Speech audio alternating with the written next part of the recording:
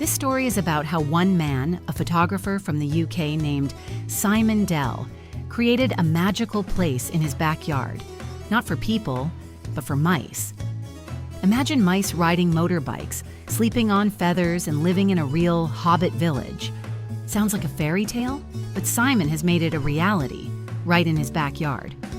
All so the world's tiniest inhabitants could live like in a fairy tale.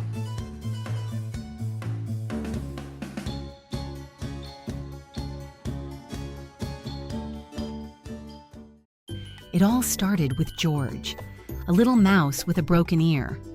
One day, Simon went out into the garden to photograph birds, but his camera lens suddenly caught a tiny silhouette standing upright like a meerkat.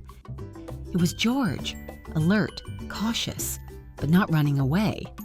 That moment was the start of an incredible friendship. Soon George had a friend, Mildred, and a little later, the first mice were running under the bushes and in the grass. Simon realized that if he wanted to keep these amazing neighbors, he needed to create a safe space for them.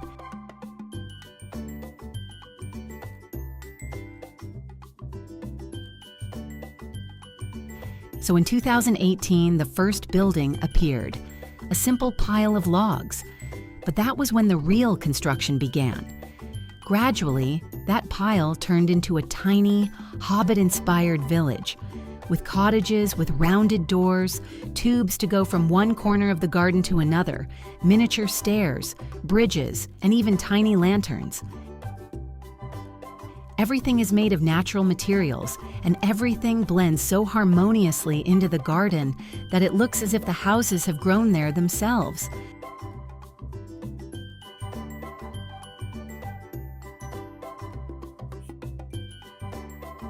Simon takes great care of his guests.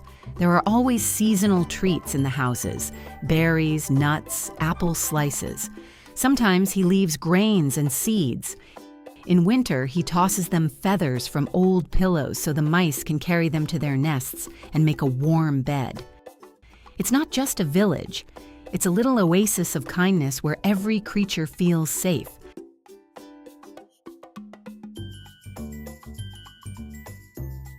But the most amazing thing was the way the mice began to interact with their surroundings. As a photographer, Simon couldn't help but notice their behavior. He began placing toy objects near the houses: tiny bicycles, motorcycles, cameras. Then one day he noticed one of the mice climbing onto a motorcycle as if to go for a ride. Another clung to a miniature camera as if trying to capture the moment.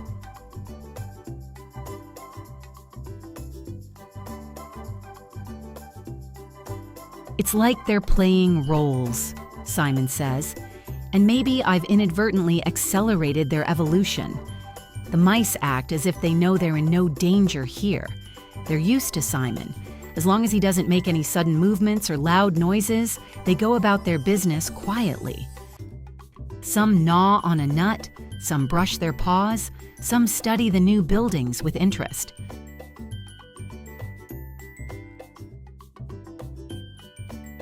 The village continues to grow. Simon doesn't touch the main houses so as not to disturb the inhabitants, but he adds new details: small mailboxes, arches, bird houses. And the mice, he says, are curious about everything new. Of course, in the wild, rumors spread quickly, and sometimes uninvited guests come to the village. But usually there are only 8 to 10 permanent residents. They come, stay for a while, then leave. But there are always those who return, and no one goes into anyone's house. Simon says, "I just wanted to give them a chance.